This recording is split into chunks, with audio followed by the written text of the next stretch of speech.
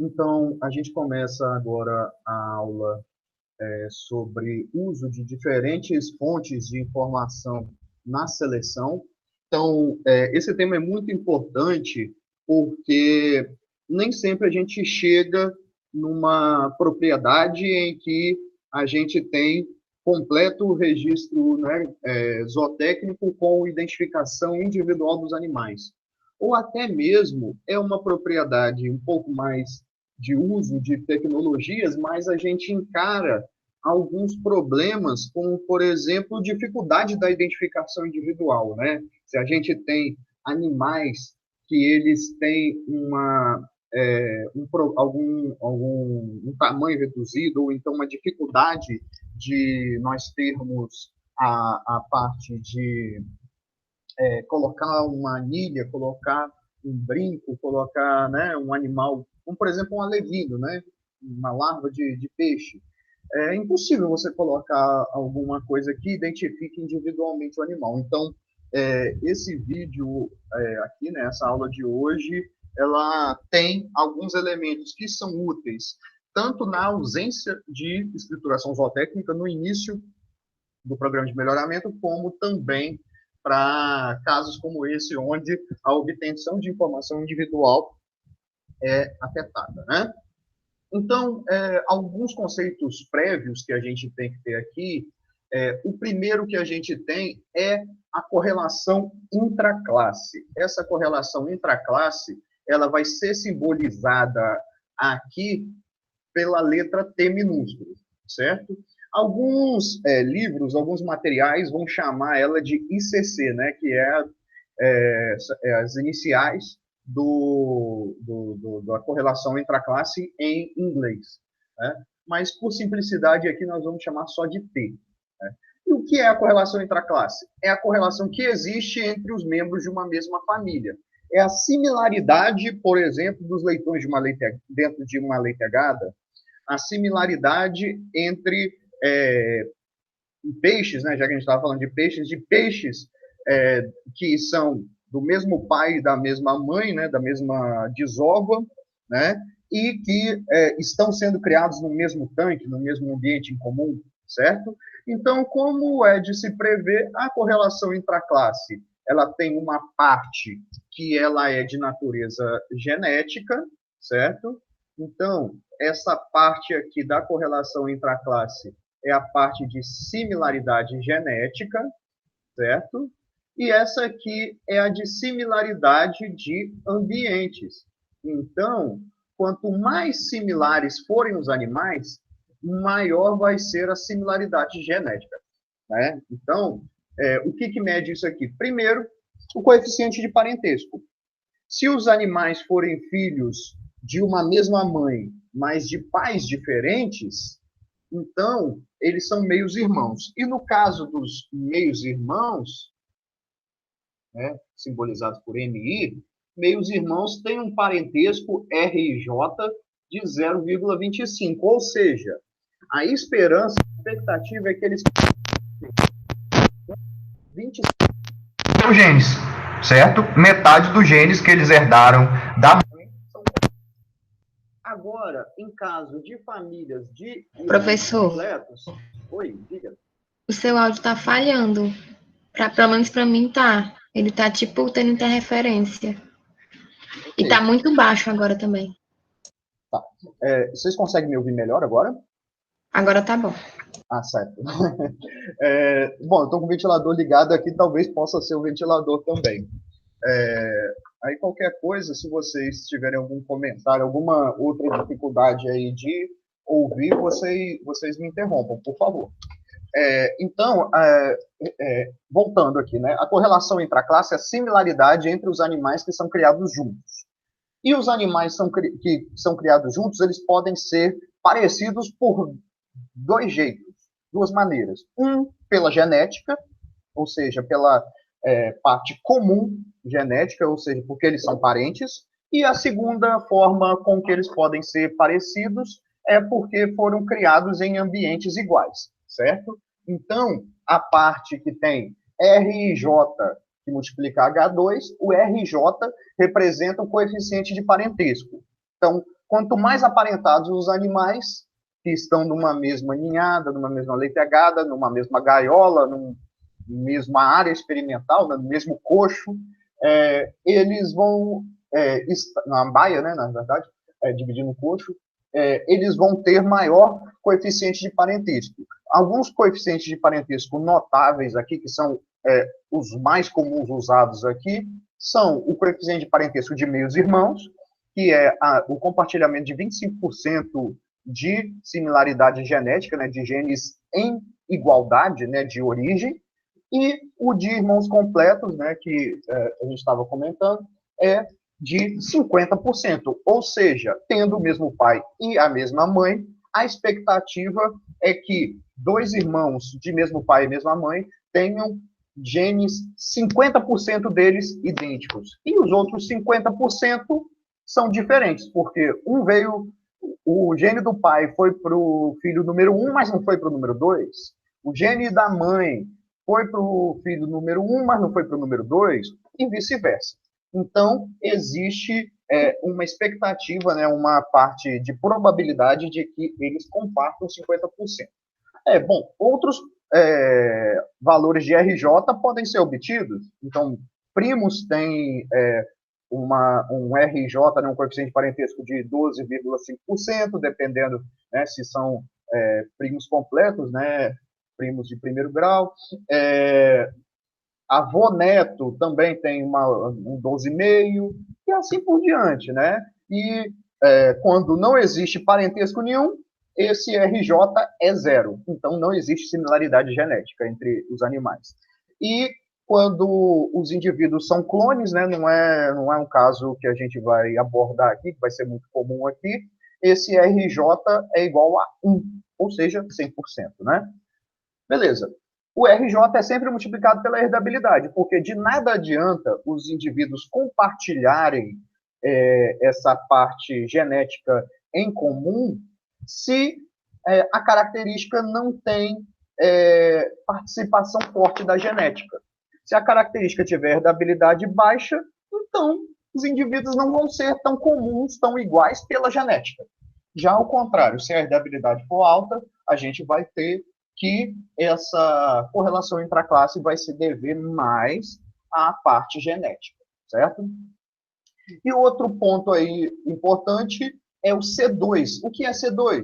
Correlação de meio ambiente que existe entre os membros de uma mesma família, certo? Então, quando a gente fala do ambiente em comum, ambiente comum dentro de uma leitegada relativo à temperatura, relativo à questão do fornecimento de leite pela mãe, pela higiene, né, pelos patógenos presentes e tudo mais, né, os manejos que são iguais, a gente fala de ambiente comum, certo? E se o ambiente comum ele toma uma grande fatia dessa variabilidade, ele vai ser importante para determinar a correlação, né, a similaridade geral dos animais dentro de uma mesma baia, dentro de uma mesma gaiola, etc. Certo. Então, a gente tem que, na escolha de animais para reprodução, pode-se usar a informação do próprio indivíduo ou de seus parentes.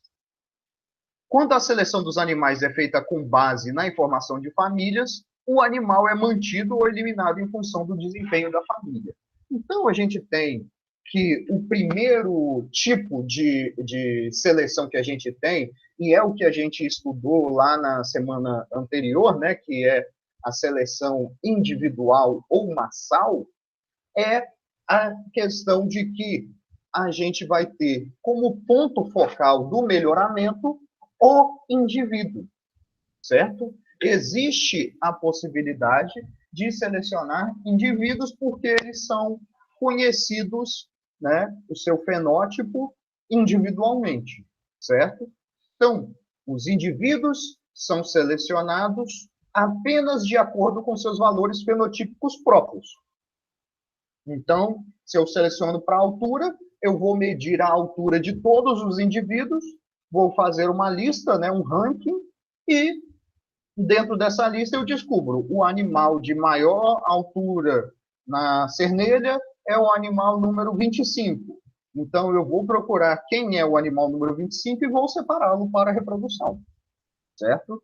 Então, percebam que a questão da escrituração e de um método confiável e permanente de marcação, de identificação do animal, tem um papel muito importante no que a gente chama de seleção individual, certo?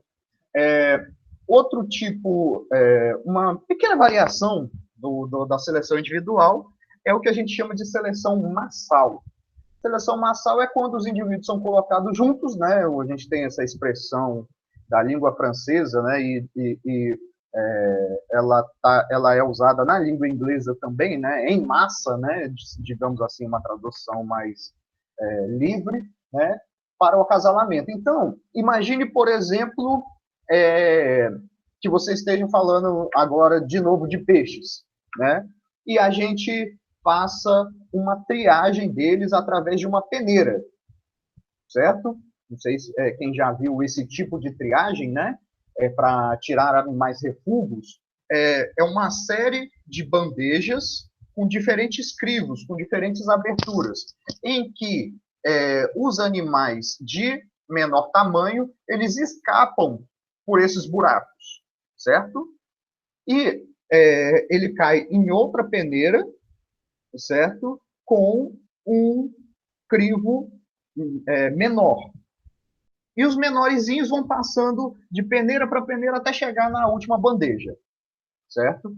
Então, eu não precisei de escrituração zootécnica nenhuma para fazer esse tipo de seleção individual. A própria peneira fez a seleção individual. Então, quando você não tem a escrituração zootécnica, essa seleção individual ela tem um nomezinho particular de seleção massal, certo? É só uma diferença conceitual, mas na prática, na prática que eu digo, em termos de ganho genético, isso não vai ter grande importância, não, certo? O pessoal da área de genética antiga, né, início do século XX, fazia isso para fazer seleção de drosófila para tamanho corporal. Sabe o que eles faziam? Botavam uma gaiola, né, um viveiro de drosófilas sem alimento e outro viveiro que só tinha alimento, tinha a banana lá para a mosca das frutas comer. E entre um e outro, eles colocavam um túnel, né, que era um canudinho, né, e esse canudo era tão fino que só as mosquinhas menores elas passavam de um lado para outro. Então, o que acontecia? Seleção massal. De um lado você tinha a mosca pequena, de outro você tinha a mosca grande. Mas você não precisava identificar individualmente a mosca, certo? Então, a seleção massal aí também era bem característica aí nesse tipo de animal, e quando você não tem... né? Bom, vamos colocar um negócio mais moderno. Você pode ter um tronco bifurcado, né? Que tem uma balança, e com o peso do animal, a balança, o sistema automático da balança abre para a direita ou para a esquerda, dizendo se ele vai para um rebanho de seleção ou se vai para um rebanho de refúgio. Isso também é seleção massal. Você não precisa saber o número do brinco do animal, por exemplo, né? É uma coisa um tanto estranha, né? Você usar tanta tecnologia para fazer uma seleção sem observação individual, mas também é uma possibilidade. Então, o método da seleção individual é usualmente o mais simples para operar e, em muitas circunstâncias, produz a mais rápida resposta. Por quê? Primeiro, ele pode ser feito sem escrituração zootécnica, como a gente já acabou de descrever, né? E segundo, se a herdabilidade é alta, a resposta vai ser alta também. Então, observem aqui do que depende. Depende da intensidade de seleção, né, do número de selecionados, depende da herdabilidade, depende da variabilidade genética. Perdão, variabilidade fenotípica, né, aqui no caso, né, desvio padrão fenotípico. Ou seja, se eu tenho uma herdabilidade alta, basta eu fazer seleção individual que o meu ganho vai ser ok, vai ser legal. E muitos dos programas de melhoramento antigos, né, quando eu falo antigos, lá até 1970, né, até 50 anos atrás, né, antes, né, dessa época, usavam a seleção individual como o método padrão, né, para fazer a sua seleção. Então, frango para peso corporal era selecionado individualmente. Fazia-se a pesagem dos frangos, a herdabilidade para peso corporal em frango está por volta de 0,30, 0,35, dependendo da população. A variabilidade genética naquela época era altíssima, né? E como o frango tem muito filhote, né, dá plantéis muito grandes, a intensidade de seleção era altíssima. Multiplicando tudo isso, ganho genético extraordinário. Então, não tem muito segredo, não. O frango, ele passou de um peso de atingir 2 quilos com 120 dias para atingir 2 quilos com 80 dias. Em 20 anos, 30 anos, entre 1950 e 1970.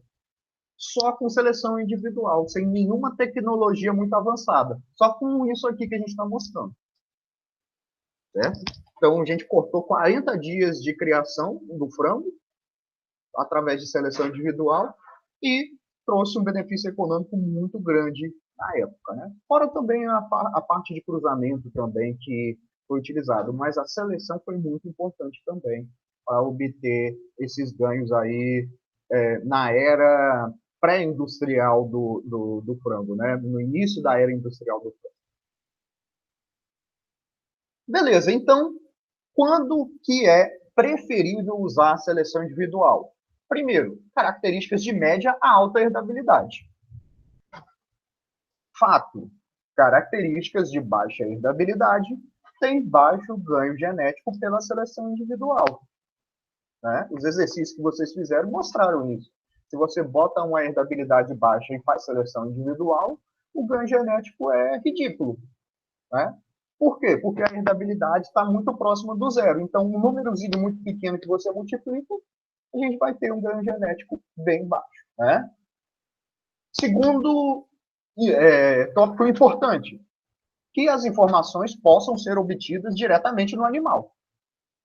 Então, de nada adianta ser, por exemplo, uma herdabilidade fantástica de 0,7, 0,8, se, por exemplo, você vai ter que matar o animal para saber o rendimento de carcaça dele.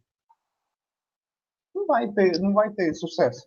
Porque só aquele animal exclusivo era o que continha uma genética boa. Certo? Então, a seleção individual de um animal que já morreu não dá para fazer. Né? Da mesma forma, também, a gente tem esses casos de animais pequenos, né, em que a identificação individual é complicada, ou em propriedades onde a escrituração zootécnica é precária, né? Precária não, é ausente, né? Então não dá para fazer seleção nessas populações, né? Exemplos de características clássicas onde se faz seleção individual. Peso do bovino aos 365 dias de idade, a 1 ano de idade. Ganho de peso, né, ganho em peso em aves. Também, né, muito fácil de medir e muito fácil de selecionar. Beleza? Ok. Agora a gente tem uma possibilidade de pegar famílias, né, informações de famílias, para fazer a seleção. Então, quando a gente fala de seleção entre famílias, nesse tipo de seleção, famílias inteiras são selecionadas ou descartadas de acordo com o valor fenotípico da família. Certo? Então, a gente vai mostrar um esqueminha daqui a pouco, mas fiquem marcados que famílias inteiras, independente dessas famílias tenham animais excelentes, pode ter animais excelentes dentro dessa família, Mas se a média dessa família for baixa, ela é excluída pela seleção entre famílias, certo? Quais são as situações em que é recomendada a seleção de família? Primeiro, características de baixa herdabilidade. Opa, se a característica é de baixa herdabilidade, então as famílias que têm a média mais alta, elas tendem a concentrar os indivíduos que têm os melhores genes, certo? Então, parece um contrassenso. Não, uma herdabilidade baixa. Então, quer dizer que a família de alta média ela vai ter os melhores genes? Muito provavelmente sim. Porque quando a gente fala em herdabilidade, a gente não está dizendo que não existe variabilidade genética, certo? Voltem lá naquelas aulas que a gente viu sobre herdabilidade. É um dos enganos, dos erros mais comuns.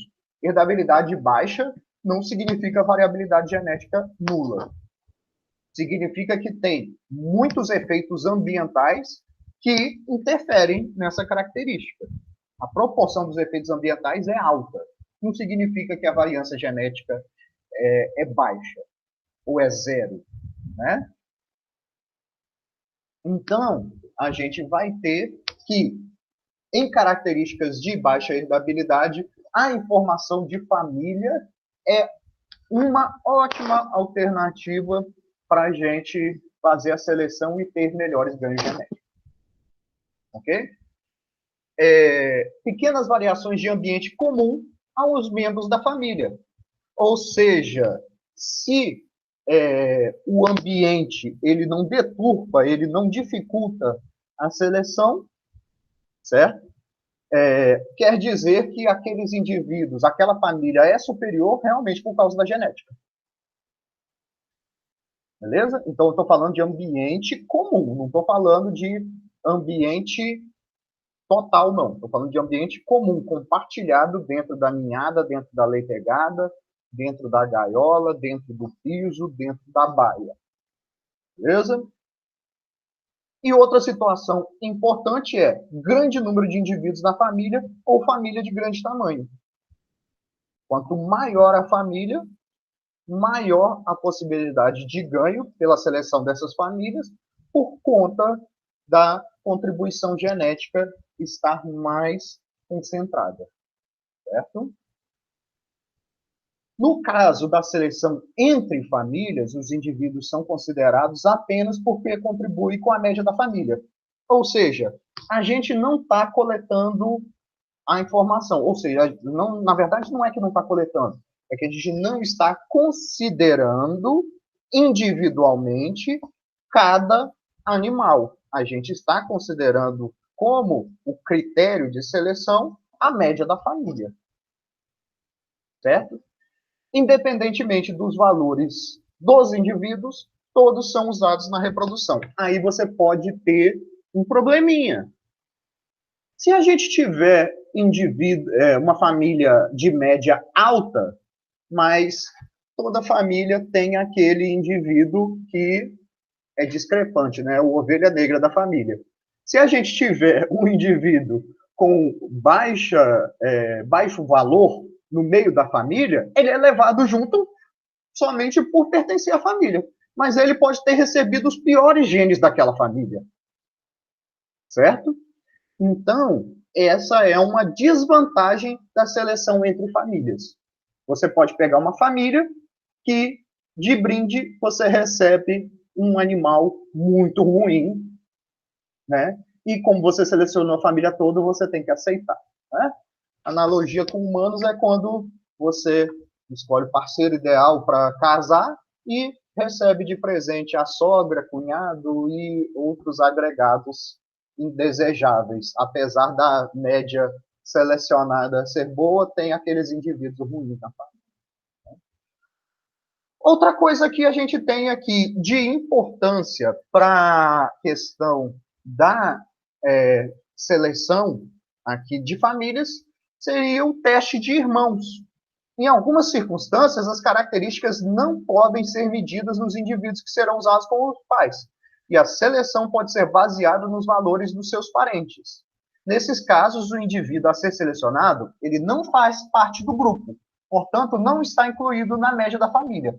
Então, essa é uma terceira, né, situação. A gente falou de dificuldade de colocar uma marcação no animal, né, a identificação individual no animal, ou então uma fazenda, né, uma propriedade que não tem a estruturação zootécnica. Então, outro caso seria a impossibilidade de fazer a seleção individual, ou seja, em que o animal não manifesta o fenótipo, ou ele manifesta e essa manifestação, essa mensuração é impeditiva da reprodução do animal.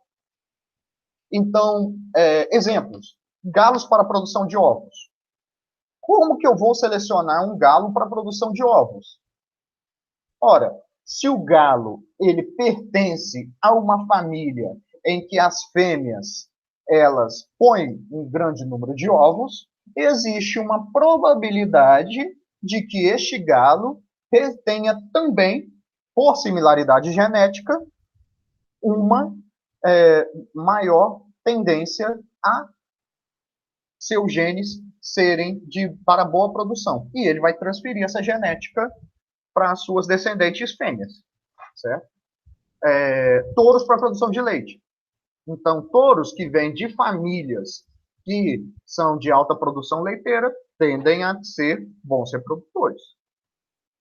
Medidas de carcaça que dependem do abate, ou então, né, que a gente já citou, ou então medida de longevidade. Vamos ver até quando um animal, um touro ou uma vaca, permanece vivo. Beleza, esperei 20 anos e a vaca morreu. Vamos selecionar a vaca? Bom, já era, não tem como.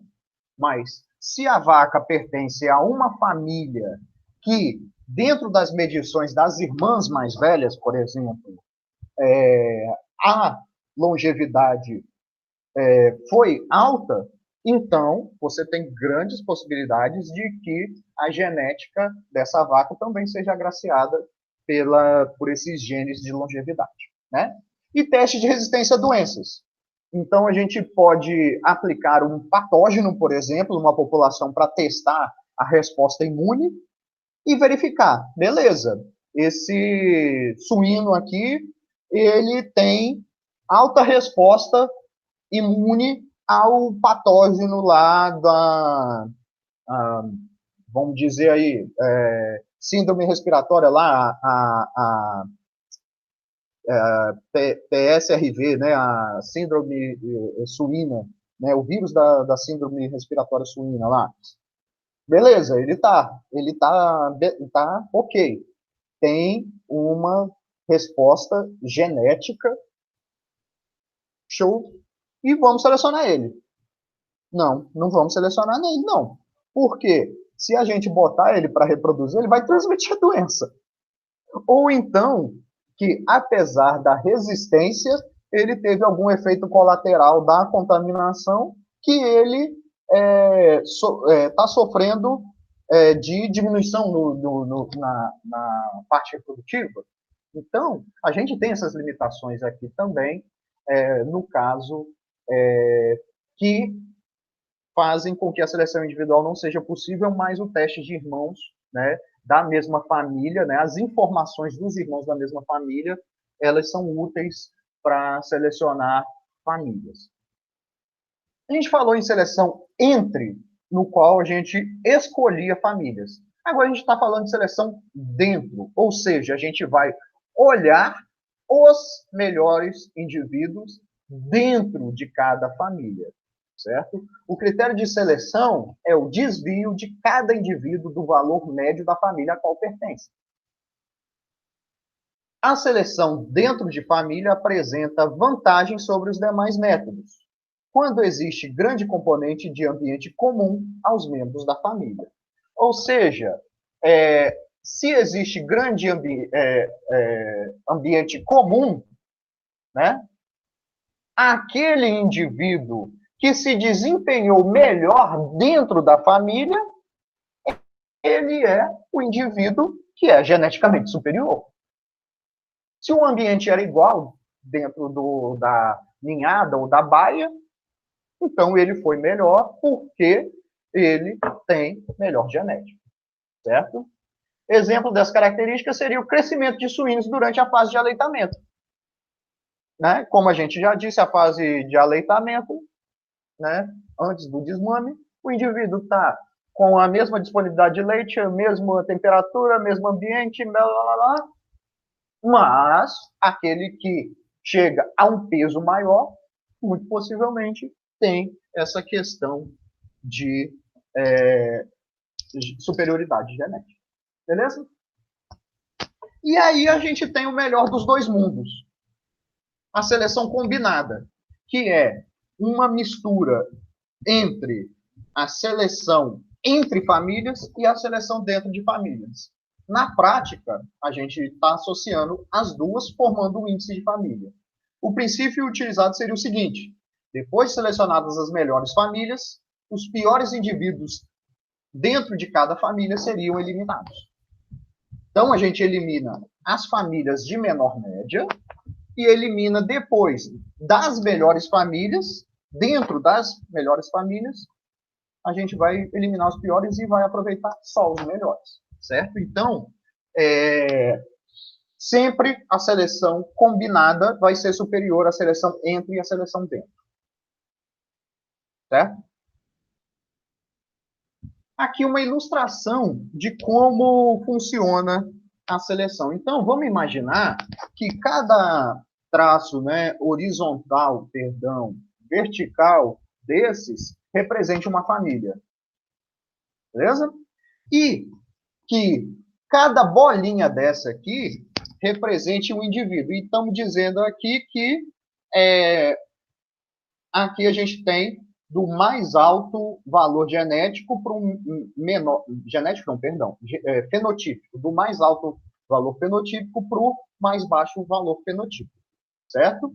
Então, na situação em que a gente mensure a média, aqui está a média da família número 1, aqui está a média da família número 2, da família número 3, da família número 4 e da família número 5. Nesse caso aqui, a gente poderia optar pela seleção individual. Como é a seleção individual? A gente passa um sarrafo único, um limiar, né, um ponto de truncamento único, e isso desconsidera o ambiente comum dentro da família. O melhor é o melhor, certo? Mas aí a gente está desconsiderando que dentro de cada família existe um componente de correlação intraclasse que nem sempre, por exemplo, esta família aqui, ela foi pior porque ela é genética. Ela pode ter sido pior, né, por conta de algum prejuízo que teve na criação dela. Uma doença, uma variação climática, uma falta d'água, um alimento de menor qualidade que chegou a eles, pode ser.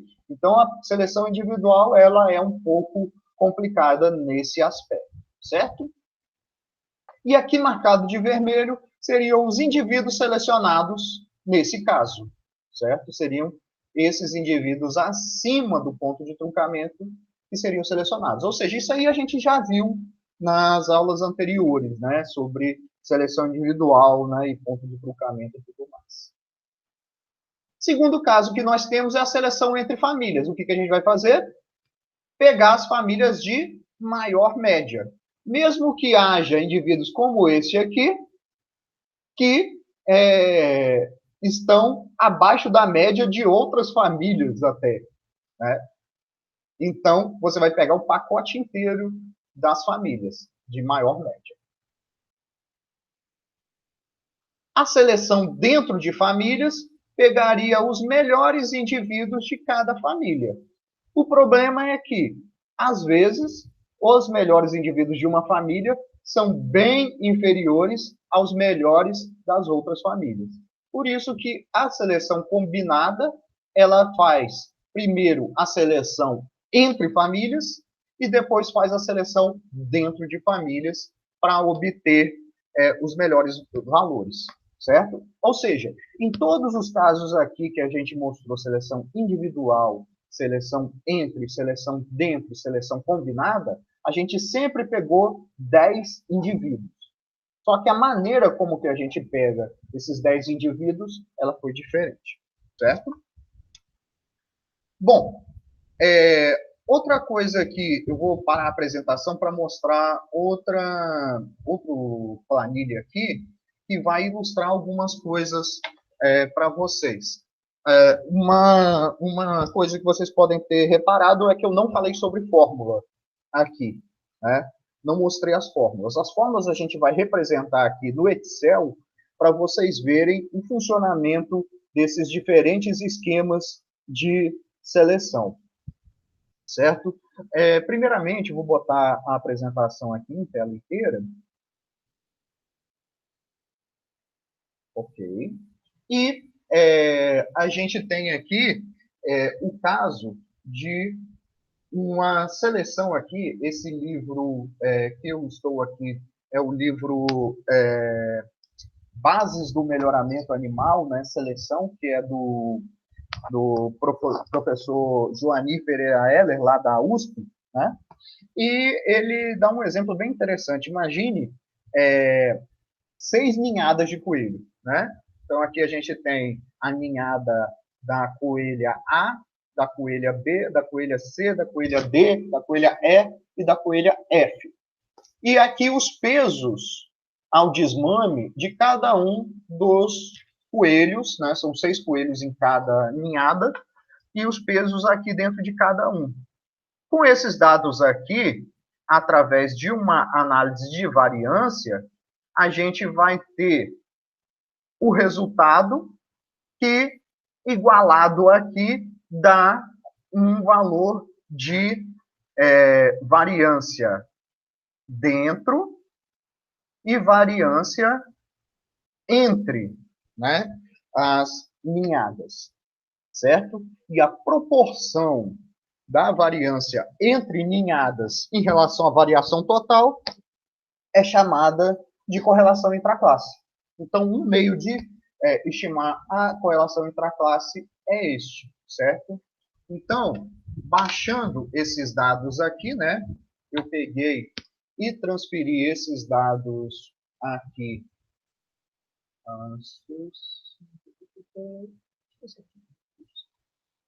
Ó, a gente tem aqui as 6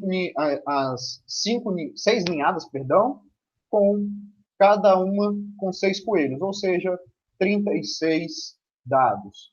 Pega esses dados e analisa com uma análise de variância.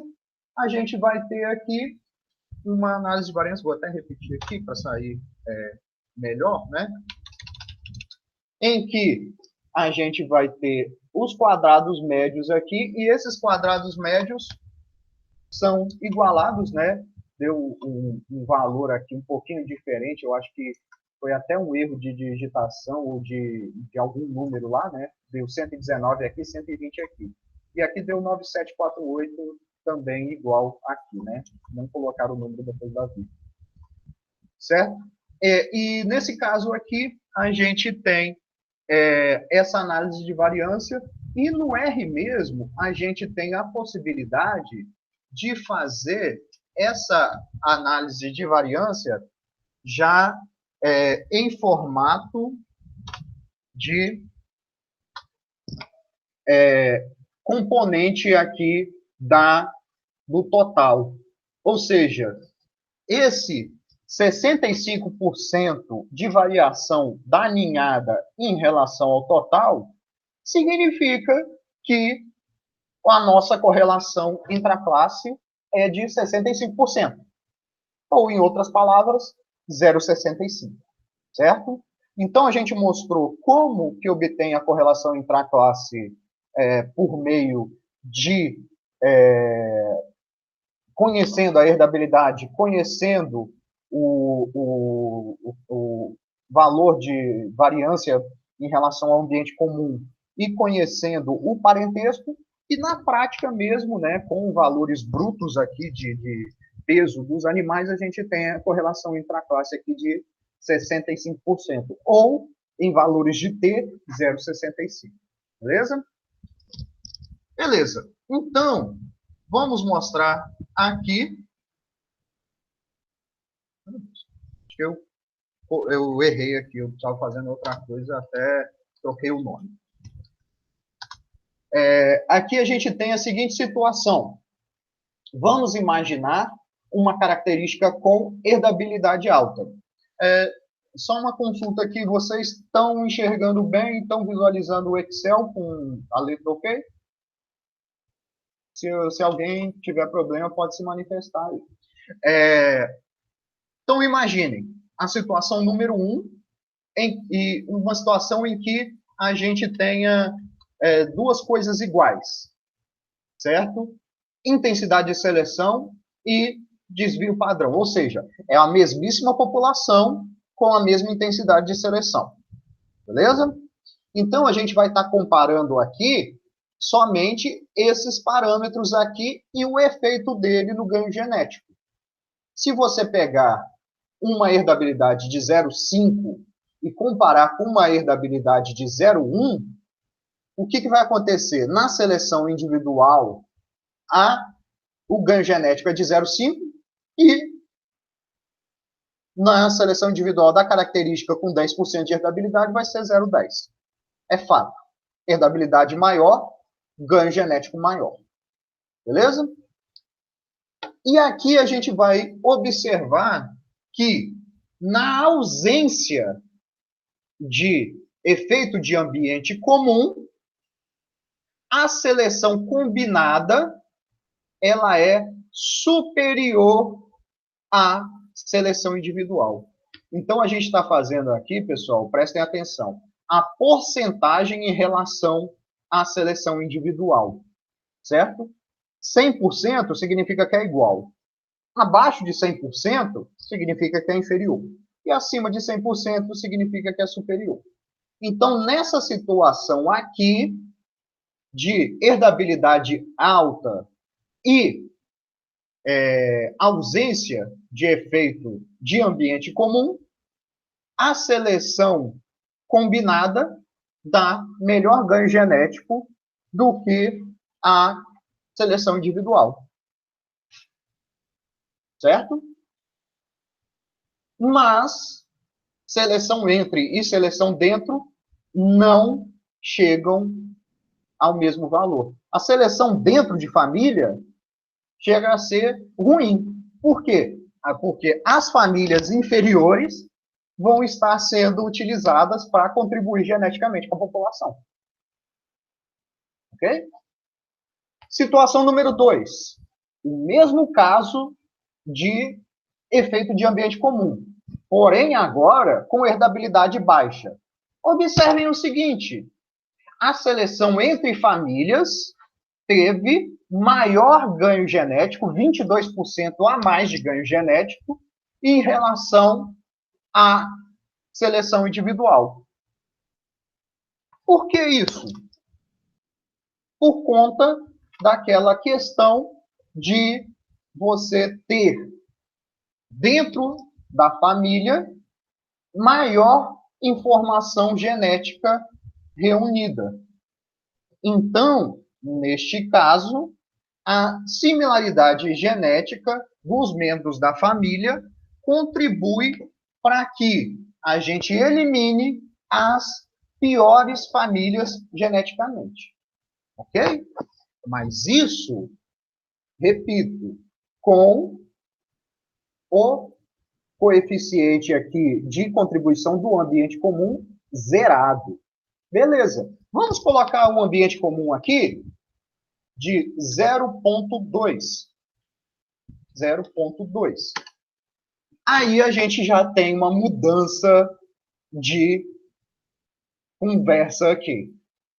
Olha, a seleção entre, quando existe ambiente comum, contribuição de ambiente comum, essa seleção entre famílias vai ser apesar de um pouco, um tanto quanto próxima à seleção individual, ela não vai ser tão próxima quanto no caso anterior. Vou até apertar o Ctrl Z, foquem aqui. Olha, era 94%, 95% versus 122%. Quando a gente troca para uma situação de ambiente comum superior, a superioridade da seleção entre famílias cai. Por quê? Porque agora a diferença entre famílias não é mais 100% genética. Você vai ter que existem situações ambientais, situações não herdáveis, que fazem com que algumas famílias sejam superiores a outras. Então, o efeito de ambiente comum é um efeito, vamos dizer aqui, que vai dar um ruído, que vai dar um confundimento na gente, certo? Então, vamos colocar uma situação mais drástica aqui. 0,4. Olha como baixa a interferência, né, a superioridade, né, como a seleção individual. Quando o ambiente comum é alto, vai ser muito superior à seleção individual em relação às seleções entre e dentro. E a seleção combinada, né, no máximo aqui, né, no caso de uma herdabilidade mais alta, uma superioridade de 3,5%. Beleza? Ok. Então, vamos para um outro tipo de simulação aqui.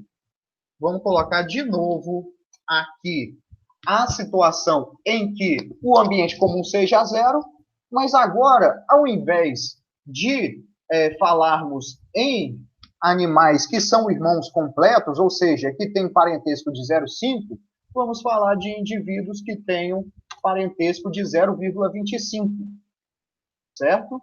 Então, nesta situação, a similaridade genética entre os membros da mesma família baixa. E a superioridade, a proximidade da seleção entre famílias, ela abaixa também.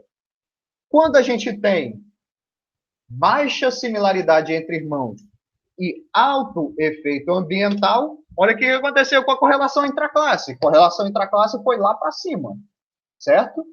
Daí a gente vai ter que a seleção entre famílias vai ser bem ineficiente. E você tem, olha só que interessante, que a seleção dentro de famílias, ela vai ser quase tão eficiente quanto a seleção individual. Por quê? Porque a seleção dentro de famílias, ela se beneficia dessa similaridade, né, de indivíduos dentro da família. Ou seja, se os ambientes e a contribuição genética média, eles são altos, o que se destaca dentro da família só pode ser excepcional. Beleza?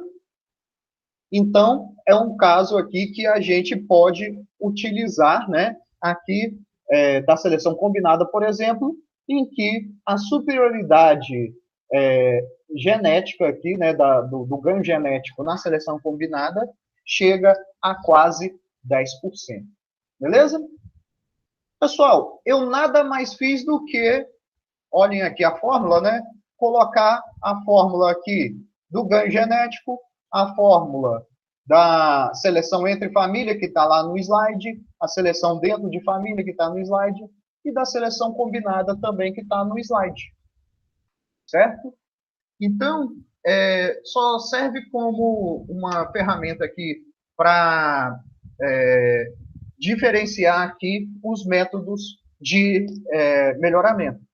Então, se você fizer uma pergunta para mim, por exemplo, professor, qual é o melhor método? Seleção individual, seleção entre, seleção dentro? A resposta, como sempre, depende. Depende do quê? Primeiro, herdabilidade. Segundo, a participação da questão do ambiente comum. O ambiente comum da baia, da leitegada, do tanque em que o animal é criado, ela gera esse tipo de comunalidade, de correlação entre a classe? Se gera, a gente vai ter que passar para uma estratégia como a seleção entre ou dentro, ou a combinada, certo? Só digo uma coisa, só usem a seleção entre e a seleção dentro quando a seleção combinada for impossível, certo? Então, casos em que você estude que a seleção entre famílias é viável, isso aí pode ser interessante. Na piscicultura, melhoramento de peixes, melhoramento de camarão, né, a aquicultura em geral, ela é feita quase que toda por seleção entre famílias. Por quê? Porque a gente tem um componente de ambiente comum e a gente tem também, né, apesar de ter o de ambiente comum, que poderia facilitar a seleção dentro, né, a gente tem uma dificuldade, que é identificar individualmente os animais. Certo? Então, o que valeria mais a pena? Investir num sistema moderno, usando microchip, com radiofrequência para identificar os animais individualmente, ou economizar dinheiro e fazer seleção entre famílias? Bom, muita gente opta pela segunda opção.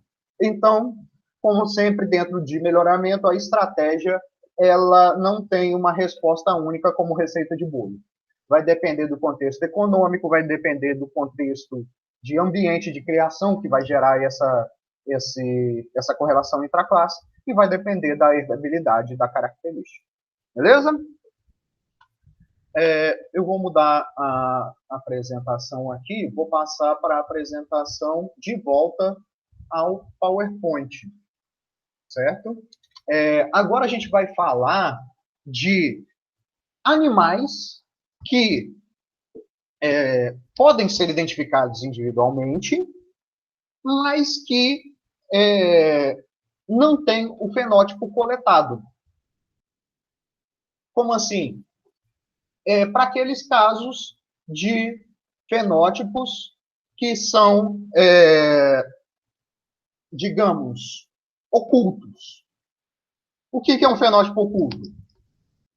Produção de leite em machos, produção de ovos em machos, longevidade em animais jovens, produção total de ovos em frangas,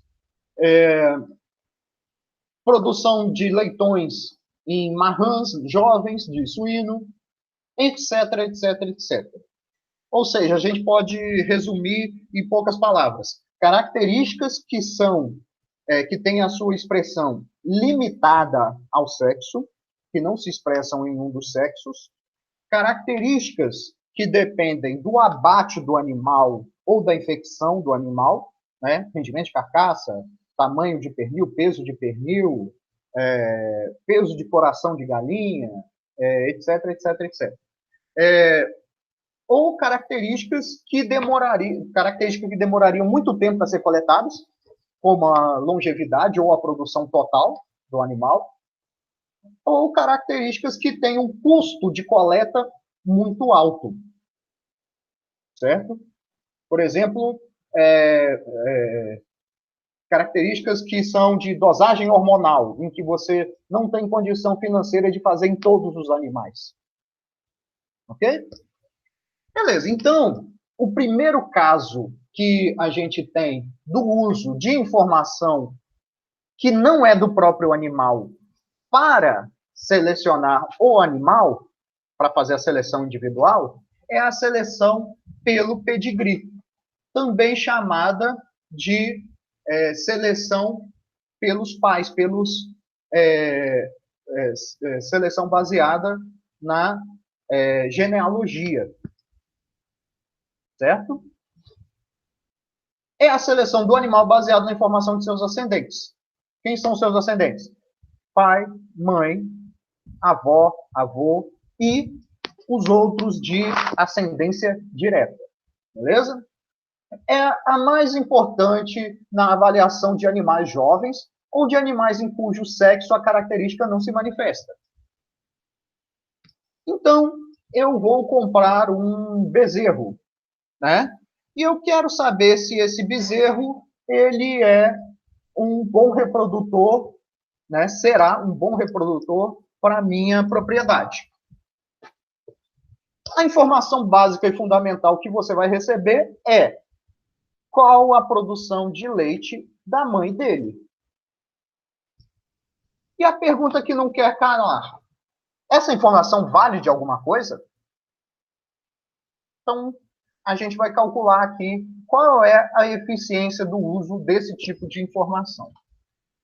Então, em características de herdabilidade, o pedigree pode receber maior ênfase, principalmente se os méritos dos pais e dos avós são muito mais bem conhecidos que os do próprio indivíduo. Lógico que, em características de baixa herdabilidade, você ter um indivíduo excepcional significa que esse indivíduo tem potencial genético para ele. Que apesar das adversidades de influência da questão ambiental, o indivíduo desempenhou bem. Certo? Ok. E o ganho genético, neste caso, seria uma fórmula bem parecida com o que a gente tem da seleção individual tradicional, com exceção de RJ, que é o, como já dito, parentesco. Desculpem a letra. Né? Qual é o parentesco do indivíduo com a sua mãe? Então, pai e filho seria de 0,5. E se eu não tenho a informação fenotípica dos pais? Eu tenho a informação fenotípica do avô. Do avô seria 0,25. Ou seja, dos pais, a gente tem similaridade genética de um bezerro com sua mãe de 50%. A similaridade genética de um bezerro com a sua avó, 0,25. Isso significa que, na prática, vai ser a mesma coisa da seleção individual dividido pela metade. Então, a seleção baseada no pedigree tem o rendimento, tem o ganho genético previsto 50% menor do que a seleção com a própria informação do indivíduo. E por que a gente utilizaria isso? Porque é a única informação que tem. A gente poderia esperar para adquirir o reprodutor, né, e para fazer a seleção do reprodutor quando ele tivesse o seu próprio desempenho. Imaginem o reprodutor leiteiro. O reprodutor leiteiro ele vai ter a sua maturidade sexual lá em torno dos 2 anos de idade. Quando ele tiver cerca de 2 anos de idade, ele vai ser coletado o seu sêmen e inseminado em vacas. Nessas vacas, elas vão emprenhar, né? Vão demorar cerca de 9 meses para parir. Quando elas parirem, elas têm que fechar uma lactação de 300 dias. E baseado nessa lactação de 300 dias, a gente vai ter a informação de que esse touro era bom ou não reprodutor leiteiro. Certo? Em termos práticos, em sistema de produção leiteira, esse tempo varia aí de 5 a 7 anos. Então, qual é a validade, qual a importância da informação de pedigree? Diminuir o intervalo de tempo necessário para você selecionar os animais. Se você não tem essa pré-seleção dos animais quando você adquire, você teria que criar um número de bezerros para virarem touro muito maior, para ter um ganho genético significativo. E isso demandaria tempo, que é dinheiro, e multiplicaria isso pelo número muito grande de animais, que vai custar muito mais dinheiro ainda. Então, seleção pelo pedigree é uma alternativa utilizada, apesar da sua eficácia ser a metade da seleção individual. Né? Segundo caso, que é o oposto, seleção pela progênie. Bom, já dizia um comercial dos Dias das Mães, mãe só tem uma. Progênie, pelo contrário, a gente tem várias, possivelmente, né? Ainda mais quando o assunto é produção produção animal, né? Seja de aves, de suínos, ou então de bovinos, no qual se usa inseminação artificial. Vai ter muitos filhos. Então, a seleção pela progênie é a seleção do animal baseada na informação de seus descendentes. O método consiste na comparação dos filhos ou filhas de um reprodutor com os outros reprodutores. Quanto maior o número de filhos, mais precisa é a avaliação do reprodutor. Como os filhos recebem metade de seus genes do pai, o desempenho destes estima apenas a metade do valor genético do indivíduo, o reprodutor. A outra metade da herança dos filhos é proveniente da mãe, e por este motivo, as mães devem pertencer a um grupo não selecionado de mérito médio dentro da raça. Ou seja, o nosso ganho genético vai ser a base IH2 sigma P da seleção individual, que vocês já conhecem, multiplicado por este fator. Coisa interessante que a gente tem nessa equação. No numerador, a gente tem N.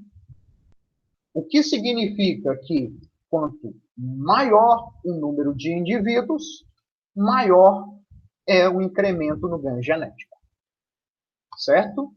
Vai depender também da correlação intraclasse, certo? Sendo que, se a correlação intraclasse é maior, ela vai diminuir um pouco o ganho. Mas que, pela fórmula, a gente vê que isso pode ser compensado com um N maior. Se o N for avassalador em cima do valor de T, então o T é desprezível. Beleza? E quando a gente fala em avaliação genética de bovinos, a gente está falando em N igual a 100, ou igual a 1000, ou a dezenas de milhares, alguns casos centenas de milhares. Tem touros com mais de 1 milhão de filhos registrados e com a anotação zootécnica de produção. Certo? São touros elite, mas existem esses touros não só no Brasil, no mundo, né?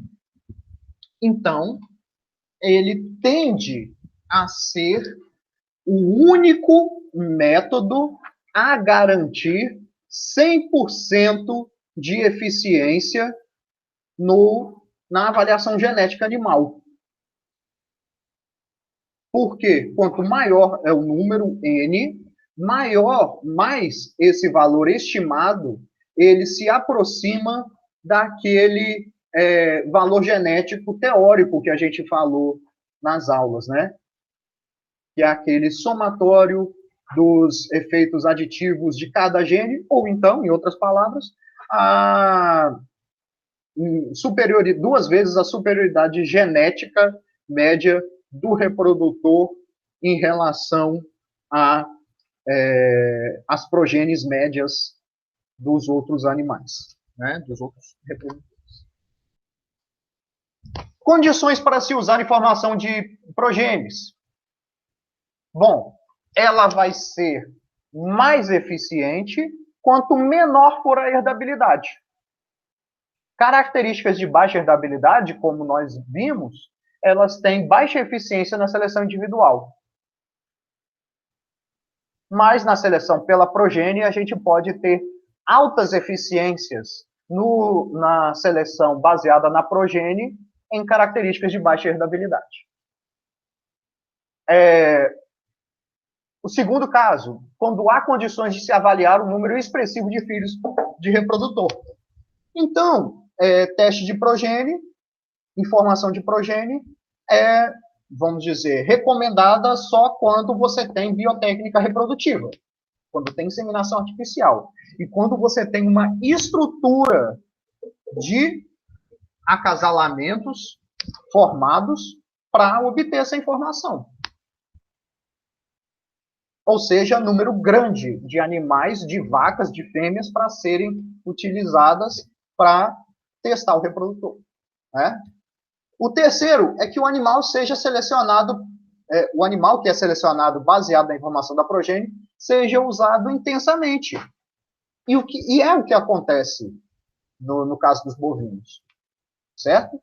E aí a gente tem que fica indissociável a questão do melhoramento genético com a estrutura da indústria. A gente tem que esse tipo de informação vinda da progênie, ele é muito usado em gado de leite e gado de corte. Mas ele não é utilizado em caprinos e ovinos. Por quê? Porque não funciona? Não, funciona perfeitamente. Mas no Brasil, a gente não tem estrutura e a gente não tem uso de inseminação artificial disseminado. A técnica é um pouco mais complicada do que em bovinos. E os nossos produtores não têm uma demanda por material genético para melhoria porque os rebanhos são pequenos e muitos deles de subsistência. Então, quando a gente fala em uso intenso, a gente está falando em programas de melhoramento realmente estruturados que são demandados pelo setor produtivo. Então, se o setor produtivo não é caracterizado, não é estruturado, o programa de melhoramento não faz sentido. Certo? A característica a ser avaliada só pode ser medida com abate do animal. Bom, se só pode ser com abate, a gente não pode usar o próprio animal. Né? E quando o teste de progênie envolve vários rebanhos com uso de inseminação artificial, permite a variação a nível de raça. Então, a gente tem avaliações, por exemplo, da raça holandesa e da raça Jersey a nível mundial, né? O MACE, que é organizado pelo Interbull, é uma avaliação que põe aí 20 países juntos e faz valor genético desde Nova Zelândia, Coreia do Sul, Japão, passando por África do Sul, Argentina, Reino Unido, Holanda, França, Espanha, Canadá, Estados Unidos, tudo numa avaliação genética só. Por quê? Porque uma palheta de sêmen pode viajar pelo mundo. Então, um touro da Nova Zelândia pode inseminar uma vaca do Canadá e vice-versa. A avaliação do valor genético de um reprodutor é de maior precisão se os seguintes aspectos são observados, ou seja, receita de sucesso para o teste de progênie. Fêmeas a serem acasaladas com os reprodutores são tomadas ao acaso. Não existe acasalamento preferencial. Então, os programas que têm, eles usam aleatoriamente as fêmeas. As rações e práticas de alimentação são padronizadas. Ou seja, não existe, por exemplo, no caso de produção leiteira, formação de lotes com maior quantidade de ração ou com uso de hormônios de estímulo à lactação em grupos de maior mérito genético. Não. Todos os filhos do mesmo reprodutor não são alimentados em uma mesma baia. O que significa isso? Diminuir o efeito de C2, de ambiente comum, e, consequentemente, diminuir o efeito de correlação intraclasse, o efeito de T, que diminui a eficiência do ganho genético através de informação de progênie. As comparações são feitas entre os grupos de progênie criados em ambientes similares. E as comparações são feitas entre os grupos de progênie nascidos no mesmo ano e, se possível, na mesma estação do ano. Porque existe um efeito sazonal aí relacionado à disponibilidade de alimentos, como nas pastagens ou até mesmo na qualidade do alimento cultivado, né? Qualidade da silagem e tudo mais. Todos os filhos sadios do reprodutor são incluídos no teste, sem fazer seleção. Um número de filhos suficientemente grande é usado para reduzir os erros de meio e de segregação mendeliana. Ou seja, imaginem que a gente baseie a nossa informação de um reprodutor em apenas uma vaca, filha dele. Bom, pode ser que a vaca esteja na média, mas também existe uma grande possibilidade de que uma vaca nascida dele tenha recebido os piores genes do touro. Assim como, do contrário, ela tenha recebido os melhores genes do reprodutor e falsamente alegou a esse reprodutor um valor genético superior, que ele não tem. Então, só é confiável um teste de progênie se a gente tem um número grande de filhos que vão reduzir esse efeito de flutuação, né, de variação, que a gente chama de segregação mendeliana das realizações aí dos acasalamentos. São usados procedimentos estatísticos para ajustamento de diferenças não genéticas sistemáticas entre os reprodutores resultantes da diferença de alimentação, manejo, estação de parto, idade ao parto, etc. Isso aí a gente vai ver daqui a algumas semanas, quando a gente falar especificamente de avaliação genética animal utilizando esse método do Bloom. Talvez daqui 2 ou 3 semanas, se não me engano. Limitações do teste de progênie. Por que ele não é utilizado em outras espécies? São necessárias propriedades que adotam inseminação artificial e controle leiteiro. Né? No caso aqui, produção de leite, mas escrituração zootécnica de peso em dada idade, no caso de animais para corte. Né? Há um problema para a cria e manutenção de grande número de filhos dos reprodutores em teste, além da manutenção dos próprios reprodutores enquanto se espera resultados de testes. Como que resolve isso? Primeiro, produtor que queira participar do teste de progênie assina um contrato se responsabilizando em criar os filhos, dependente deles serem bons ou ruins em produção de leite ou em produção de carne. É um contrato, é uma obrigatoriedade. E o segundo, empresas de inseminação artificial. Quem vai criar esses touros e manter, né, o custo de produção desses touros são as empresas de inseminação artificial, que, logicamente, vão lucrar depois com a venda do sêmen de touros superiores. Então, elas criam todos os touros, mesmo os que não são superiores, para poder, como forma de garantir que elas são detentoras do possível ótimo touro, né, dos direitos de comercialização dele, digamos assim. Ok, então a gente tem uma outra fonte de informação aqui que não é tão eficiente quanto a seleção pela progênie. A seleção pela progênie é a mais eficiente de todas, mas que tem algumas vantagens, que é a seleção pelos irmãos. A seleção pelos irmãos tem como vantagem de que você não precisa esperar que esse animal tenha filhos para a gente ter o resultado dele. Né? Então, com essa seleção em irmãos, a gente teria uma vantagem em relação ao intervalo de geração. Podem-se usar informações de irmãos, irmãs paternos e maternos, e de meios irmãos ou de irmãos completos. Ou seja, se a gente usa mais irmãos completos, a gente tem uma tendência de melhor ganho genético, porque os irmãos completos têm maior similaridade. Já se a gente usa a informação de meios irmãos, vai ser ligeiramente inferior essa superioridade. Né? Só que tem uma diferença. Em bovinos, por exemplo, você só consegue irmãos completos se os indivíduos forem filhos da mesma vaca.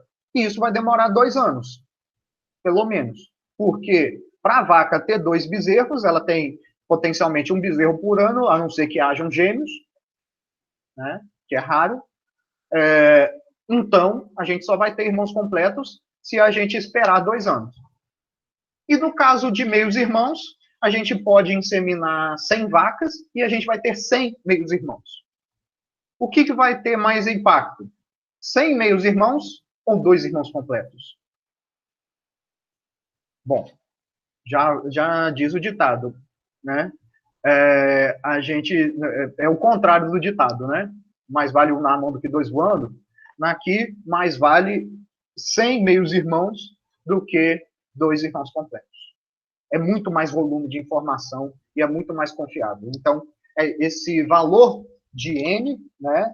Então, o N aparece repetidamente aqui, né? Ele vai ter uma compensação em relação ao RJ, que é um pouco inferior, certo? Ok. Então, é útil quando as características sob seleção só se expressam em um dos sexos ou quando há necessidade de abater ou infectar os animais. A eficiência da seleção pela informação dos irmãos em relação à seleção individual depende do número de irmãos, do parentesco entre os irmãos e da correlação intraclasse de novo. Se essa correlação intraclasse for alta, a tendência é que o ganho genético seja menor. Ok? Antes de passar isso aqui, exemplo. Seleção de galos para a produção de ovos. Vamos imaginar que a gente faça um teste de progênie para galos para a produção de ovos. Um galo ele está apto à reprodução por volta dos 5, 6 meses de idade. Qual é o tempo que você tem para obter uma postura completa de uma poedeira? A pintainha nasce. 6 meses para ela começar a postura. Vamos falar em 1 ano de postura. Então, a gente está falando em 1 ano e meio da filha dele, né? Da galinha poedeira filha dele, ou das galinhas poedeiras filhas dele, para obter essa informação. Mas os 6 meses de idade do galo. O galo está com 2 anos de idade. Quem entende alguma coisa de avicultura aí, né, de desempenho reprodutivo, vai saber que um galo com 2 anos de idade, além do intervalo de geração que se passou, ele vai estar bem capenga e ele vai estar com um baixo desempenho reprodutivo, o que vai resultar em menor ganho genético, porque esse galo não vai conseguir passar tantos genes como um galo jovem, né? Principalmente se for monta natural. Beleza? O que a gente faz? Teste de irmãs. As irmãs podem ter completado a postura, né?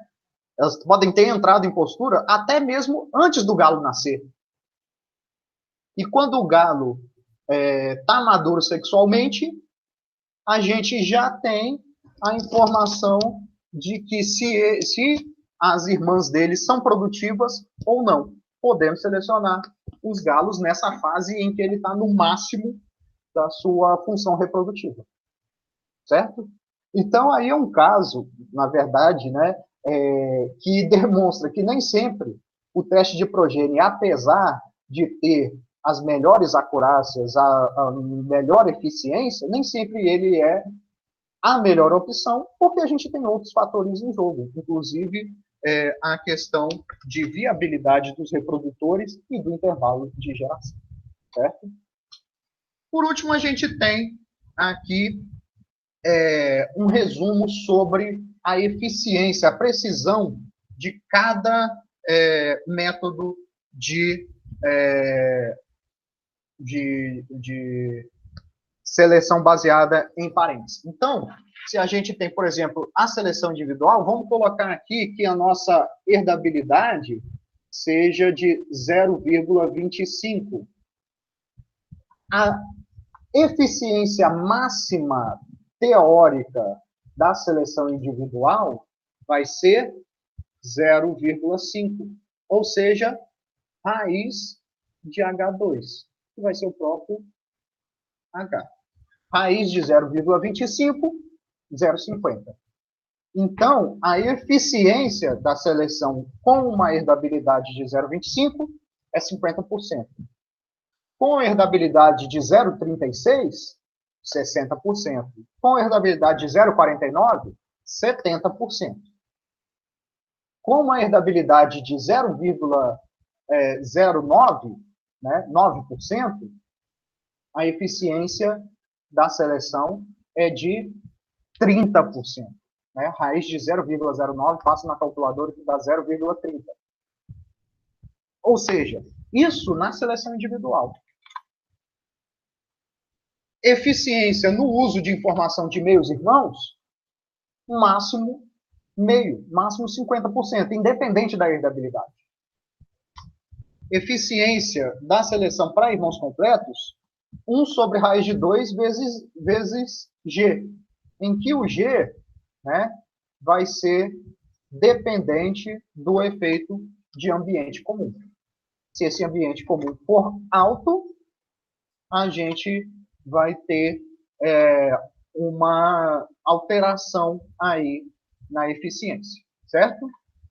A genealógica, né, ou de pedigree, né, ela vai ser menor ainda que a individual.